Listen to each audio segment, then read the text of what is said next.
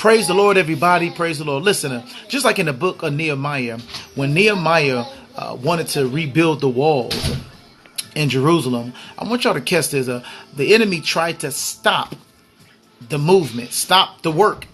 And a lot of us, we're just now starting to rebuild the walls back up in our marriage and with the relationship with our children and many various different things. And the enemy is trying to stop the work. But remember this.